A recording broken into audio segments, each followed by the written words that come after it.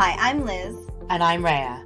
Welcome to Karma's My Bitch, a podcast about love, sex, connection, abundance, joy, purpose, peace, and how life isn't simply the stories we tell ourselves.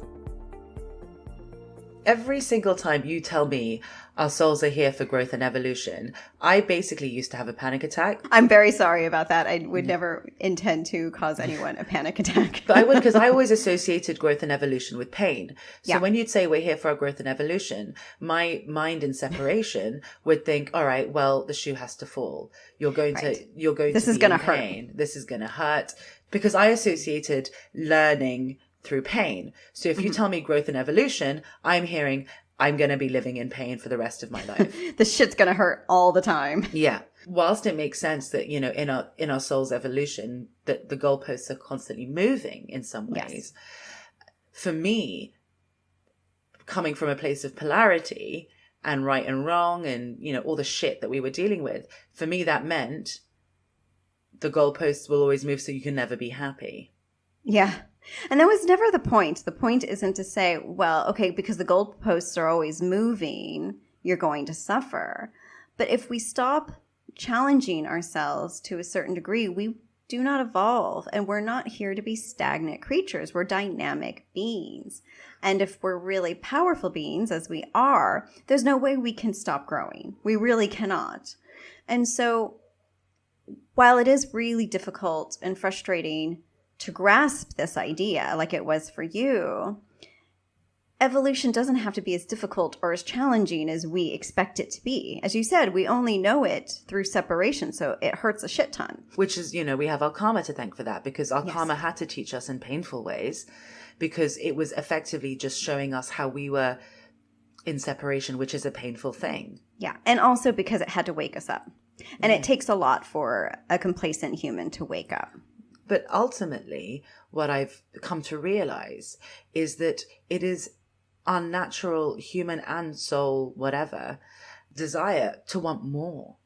And that's okay. Exactly. You know, that's the difference, right? It's like to want more pleasure, to want, you know, because even if you think of something like nice and fun and yummy to be living in, after a while, that just becomes normal. And you want more nice and yummy and fun to be living in. And so actually, growth and evolution, if you look at it outside of the lens of separation and pain, could also just be more opportunities to have more good things happen. Okay. You know, if you told me a year ago you'd be saying this, I wouldn't have believed it. Well, that's the thing, right? Because living in your karma, living in separation, we're taught that in order there's a good and then there's a bad. We're taught that to have something shitty happen to us means that we'll have something good happen afterwards. You know, we're taught about pain and pleasure.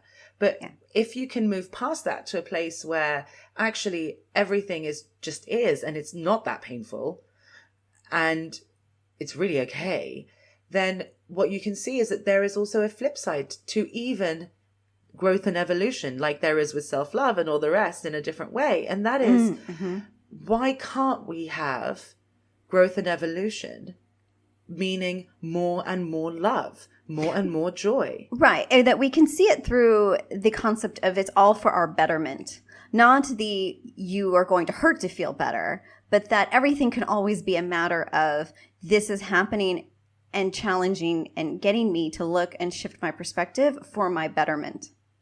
And that's not really demanding a price that I thought I would have to pay. Evolution in 3D really looked like this. You'd slough off a little bit of your fear, maybe unload a little bit of your karma, because karmic evolution would often take lifetime after lifetime, right? It wasn't all done in a single lifetime usually. Maybe you would contribute to society in some small, meaningful way, yeah? And then you would maybe add a little something to the human story, as we see in the line of our histories, right? And that's what 3D evolution, because it's not to say we didn't evolve as beings. Of course we did. Otherwise, we wouldn't be having this conversation. But it was always quite limited within a single lifetime. And so what's evolution in 5D then? It's a karmaless evolution. So it looks at raising our vibration, and that raise in vibration brings us closer to God consciousness. Okay. Hold on, let me ask if I need to say. And that God consciousness being, as we said, I think it was maybe season 4.1, You let me know about that one. That God consciousness being, I am God. I am the God of my life. Do we need to explain that a little bit better, or is that enough? No, God consciousness really is, I am God. It's not anything other than that. But do we need to explain that better or no? For the podcast, I'm just asking. I'm getting a no. Okay, fine. But we can. I can't read your pendulum list, sorry. Oh, when it goes this way. Yeah. That's a no. So the more God consciousness that we contain. So the more we understand that we are God. Yes, the more powerful we become. And the more outside of this material world we are able to exist. Which isn't something anyone does at the moment really anyway. So we don't have to go there. So it's not like when either narcissists or sociopaths or people who kind of maybe get some distorted information and they go around saying, you know, I was Jesus in a past life, or I was this guide in a past life, or I was this energy in a past life, and I know everything, and I am God, and let me tell you, right? No, that's not what we're talking about here. What God consciousness means, and when we're saying I am God, it's the I am powerful enough to create my own life, that I do not need anyone or anything else to facilitate that for me. I mean, that's fucking cool. It's like way fucking cool. Are there degrees of God consciousness? So you either are in it or you're not? Exactly. But then you say the more God consciousness we contain. So is it Yes. is it a growth? So it's a growth process. Yes, exactly. And will anyone in this life ever get to the pinnacle of God consciousness? Not to the pinnacle, but they will get there. Yes, because that's what we're here for. Okay. Yeah. That's what the jump to 5D is? That is what the growth and evolution within 5D is. Okay, to get there. Yeah. Mm-hmm. Exactly. No, not to get to 5D. It's once you No, are to in get oneness. to get to God consciousness. Exactly. So whereas the growth and evolution in 3D was to get out of our karma, Yeah, the growth and and- evolution in 5D is to realize that we are God. Exactly. How cool is that? And so Well, that that's a lot more fun. It's way more fun, right? Because your trajectory, your growth trajectory isn't like through hell and back, right? It's like through 3D. heaven. It's Yeah. like, ooh, I get to like float a little bit in my own Garden of Eden and whatever that looks like. And so it makes sense that the previous episode was about parenting ourselves. Because how can we really realize that we are the God of our lives, right? That we are truly the creator of our lives. Until If we can take responsibility for it. Exactly. Exactly. How cool is that? I Yeah, like that makes sense. To really come into this evolution, we really just need to do two things. It's quite simple. It's just making karma our bitch so we can begin to come into our power and allow, and this is actually really key. And this is something that as a humanity, as a human race, we are so fucking bad at. I have to say, we are greatly challenged by it, if I want to use spiritual speak. We don't allow ourselves to shift out of our identities enough. We are so static with them, with our labels and all that other bullshit. So what does that mean? So for example, we stay thinking that we're like, I can only be a writer, I can only be a podcast host, I can only be this, I can only be that. Yes, exactly. And we don't allow the ands to come. So I'm now a writer and a podcast host. I'm now a writer and a podcast host and a TV personality. Yeah. I'm now a writer and a podcast host and a TV personality, and I have this amazing family. Yes. So it's just basically allowing the ands. Precisely. Exactly. That exactly Because- is it. And so as we're evolving with those ands, right? The more ands we're adding, right?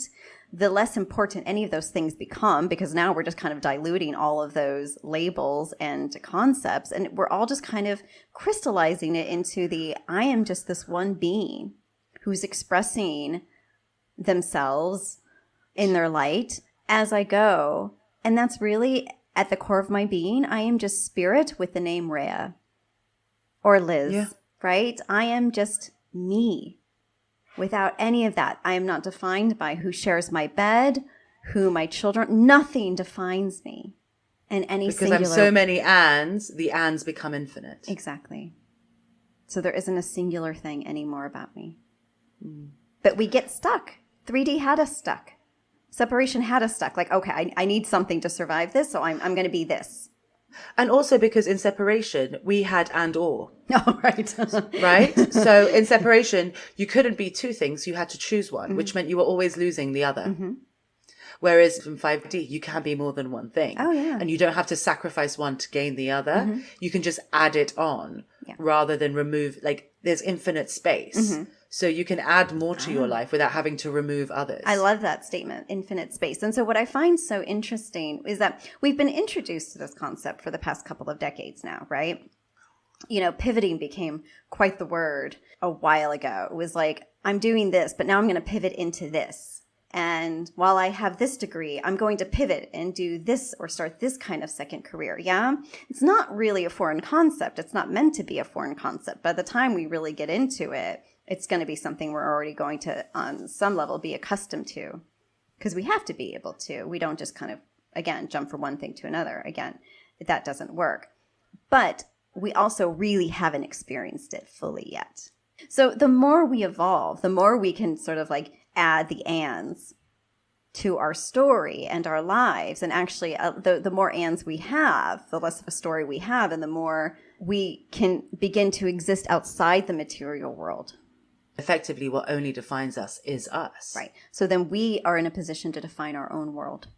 So we do not need the matrix, if you will, that structure, an established society or makeup in order for us to kind of dip in and take what we need. We can bring in what we need on our own, which I think is probably a more esoteric way of looking at it, but there's no other concrete way to describe it. I tried. Okay.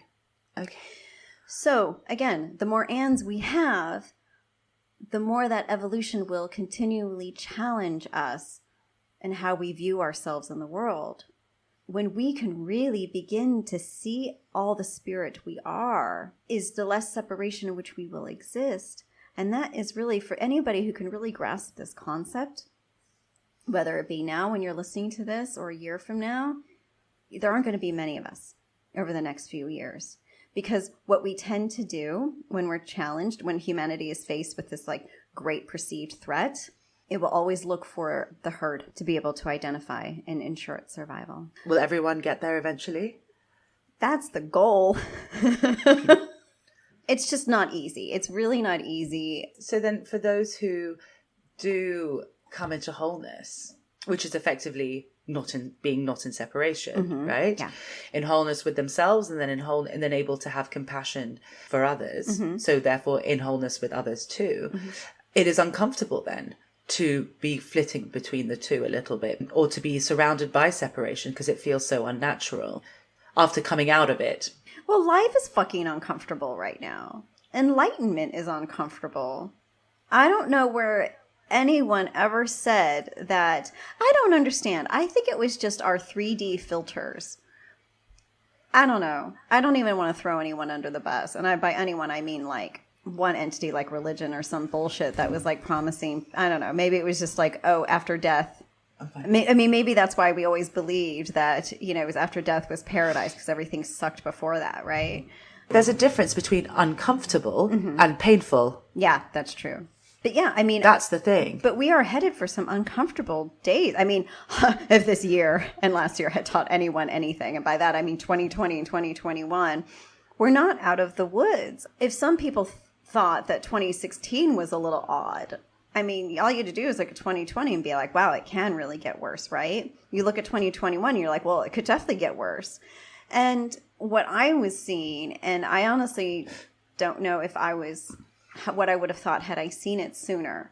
What is to come and play out in 2024 isn't necessarily going to be pretty either. So when we are evolving from 3D to 5D and divesting ourselves of our karma, we're going to become much more sensitive individuals as we come into greater consciousness, right? And we take responsibility and we experience accountability. And we will, as you have just said before, as you're just kind of witnessing certain things about yourself, like a desire to fix others by just fixing them, you know, you're like, oh, okay, I tend to do this. I'm just going to get better about it. Whereas before you'd see certain other tendencies or traits about yourself, be like, oh my God, that is so fucking cringe. Right? We all do. When we're coming out of our karma and we're just like, oh, really? I did that? Oh, shit, right? Oh my God, bearing witness is one of the most uncomfortable things you ever have to do. You're like, oh my God. I kept saying that I was cool about this, but then I acted in a way that was totally the opposite all the time. Oh my God, how cringe. I mean, when we watch the movies of our lives, I mean, I swear I'd be cringe about like through most of it. And also just for me, what was so uncomfortable is that where I saw that I'd made someone else feel not good enough in my attempt to feel good enough about myself. Yeah. And it made me so upset. I was like, oh my God, I was just as much the perpetrator as I was the victim. Consciousness will show us always our role in everything. And it's not that great. And that's what we're going to be doing, because as more and more people are confronting their karmic issues and burning all that shit out, suddenly it's like, oh, I'm capable of this. I did this. And so we're really moving into some uncomfortable territory. That's not going to be easy. So we can't really just think by being an open-minded person or a spiritual person, or I've been in therapy for 5 years, that I'm somehow ready for what's to come. I'm like, one thing that has occurred to me after everything that we've been experiencing and witnessing, I was like, I don't even know what it's going to take for people to really be prepared, except to accept the fact that if anything is possible, then everything is possible in the biggest way possible. Can I say that? There's a lot of possible. Yeah. And that's the point. It's about understanding that anything is possible and really accepting that and stop trying to control it. Yeah. So I guess like no matter how open-minded, spiritual, whether you go to therapy, like no one's super prepared for what's about to come because it's just so uncertain. Yeah.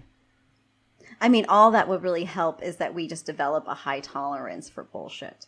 So the only way you can do that is to keep working on yourself and just to really accept that you don't really know one day to the next, one reality to the next, what is really going on, and be an expert on any of it. And it's funny because the more I do this, the more I realize I really don't know shit. I don't know anything. Mm-hmm. I know how I feel. I know what I want my next step to be. I know what my choices are. That's really as far as I go. I don't know what other people are thinking. I don't know what's going to happen. I don't know what's coming. Yeah. I don't know anything. All I know is I'm able to make choices in wholeness regardless. But that's all I know. I only know myself. Yeah, and that's actually great, because the better you know yourself, the better you'll be able to withstand anything that happens outside of you. Because even though we teach in oneness consciousness, nothing is outside of us. 3D is not within us once we are in 5D. And that's what I mean by that. Yeah. And I guess the more you know yourself and the more your power comes from within, it doesn't really matter so much what's happening outside of you, because it's not going to take away your power. No, exactly. So a lot of people who really did feel the struggles the biggest 2020, 2021, and going forward are the ones where they really are not in their power. And the moment they feel that what modicum of power they do have is being taken away or disabled, are the ones who are somehow fighting, and they feel they're fighting that outside force, and they don't realize that it has to be done another way. You know, we've been saying for ages that it's 2020 to 2024. Mm-hmm. And all of a sudden we just moved the goalposts ourselves. Well, you did. By saying 2024 will still be unpretty, right? Well, I didn't say it's going to be unpretty. I don't think it's going to be all rainbows and unicorns like other people have been predicting. Because it can't be, because we're human. Yeah, and I'll say this. A lot of people would argue that 2020 was written, right? There was no getting out of 2020. It was written. And I'm like, okay, I can buy that. Yes, we all knew that a certain level of upheaval needed to occur in order to enable this massive shift in consciousness. But it still didn't have to happen the way it happened. And that's what I call bullshit when we say that it was meant to be, or it was written in this specific way. It was not. And so when we say, or people have this image that somehow by 2024 we're going to have dealt with all of it, and somehow we're going to have this foundation of oneness, that's not really what the foundation of oneness was necessarily going to be. Not if we kept allowing fear to dictate all of our choices and all of our actions. And so because fear ruled 2020 and 2021, there's absolutely no way we can get to 2024 and be like, well, isn't this pretty? But it doesn't mean that the foundation still cannot be laid. It may not just be as ideal as it could have been. And the foundation of 5D that we're discussing, the one that was supposed to be laid 2020 to 2024, they don't want to use the word respect. It's around tolerance. Because how can you get to oneness consciousness if you can't even have an ounce of tolerance for others, including yourself?